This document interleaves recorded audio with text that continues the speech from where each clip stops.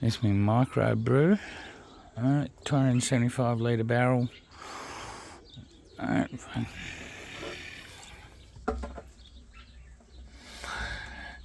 We have blended fruits, pears, apples, raspberries, blueberries, blackberries, bananas.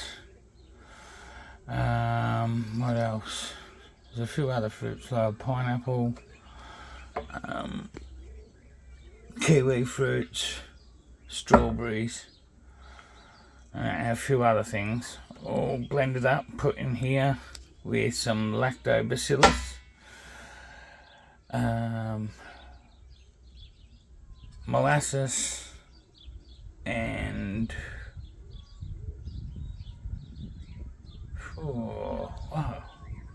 worm juice, all mixed in. Been sitting for weeks now and stuff like that. First let the microbes brew on all the sugars, grow more of them.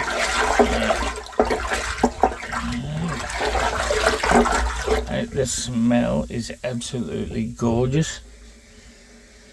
It smells like golden circle tropical fruit breakfast juice or something like that. That's what it's smelling like, with a little bit of molasses. I've got another one of these barrels that I'm going to fill up with lactobacillus, water, molasses, a few different fruits as well. Then I'll be also adding a whole heap of alfalfa, aloe vera, and just a lot of greens, right, to make up a nitrogen microbe brew. Right, that'll be in the second barrel. That'll be next to this one, and then I'll set up a third barrel that will have lactobacillus and various types of animal poos, brewing away, breaking down with a bit of molasses as well. And I'll try and see what other kind of that's what I was going to do, is actually one way to get it, like good way to start your microbes off is to go around under like oak trees and stuff like that, or any European tree. Realistically, you could do it under gum trees and stuff like that, but gum trees produce tannins which try and stop other plants from growing underneath them. So I don't know how good the microbes underneath. The microbes would be fine underneath of fucking eucalyptus build up. It's just the tannins the eucalyptus release that is bad for other plants, right, in their leaves. So, and if you're going to make a microbe bomb out of the broken down material underneath the gum tree, that's going to contain tannins, but the microbes aren't tannins, so it would still work and make a good microbe bomb. But what I'm going to do is, like, see the big builds up of these larval leaves and stuff like. It's not built up much here because I've been sweeping it out and putting it on the compost pile. But the other thing I was going to do is go around, find the best place to go picking up a good broken down stuff, like from underneath the leaf matter and breaking down vegetable matter, or I'll come and grab a handful from underneath my compost.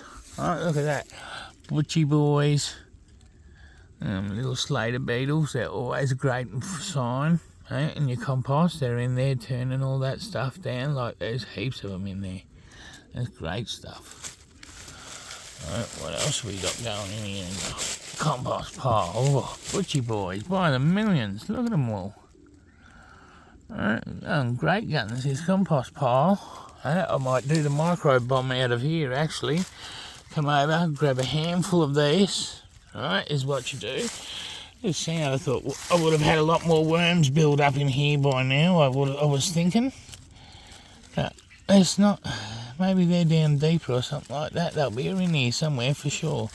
There's no way there's not worms in here. But as you can see, it's pretty dry. just a little bit underneath, so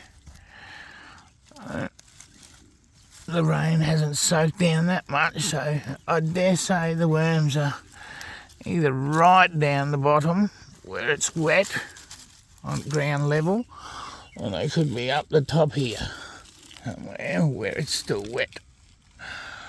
Oh, butchie boys. That's a little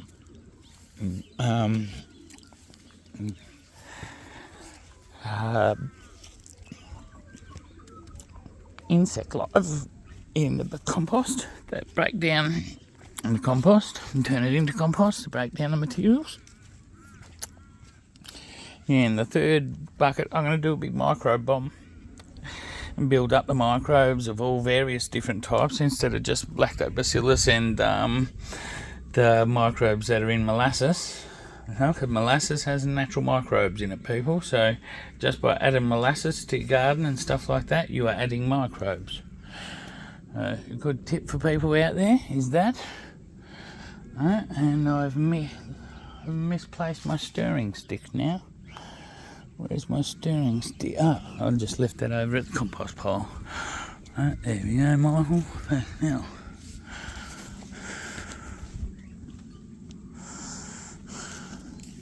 Yeah, Michael's my mate, not my name.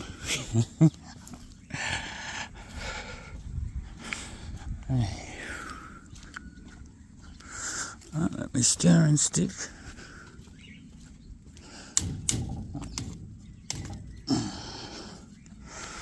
Right.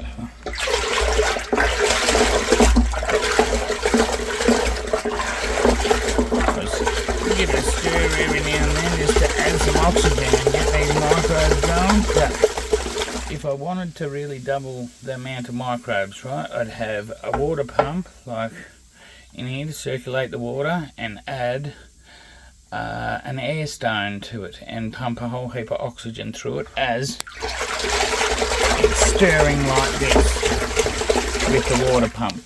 And the frothier and that, like when it's going like that and it's really going, the bubbles will be like 30 centimeters high off the water. It'll just be like a washing machine frothing away. That when it's frothing like that, it's always a great sign for the microbes. I shall keep people up to date on this and the new barrels when I start them and what I'm putting into them. Especially with next two, I will actually show the process of what I put in there, how to do it, blending it all up so it's nice and small, easy to access for the microbes and break down the nutrients and stuff like that. And then we can just apply it everywhere, which is the great thing.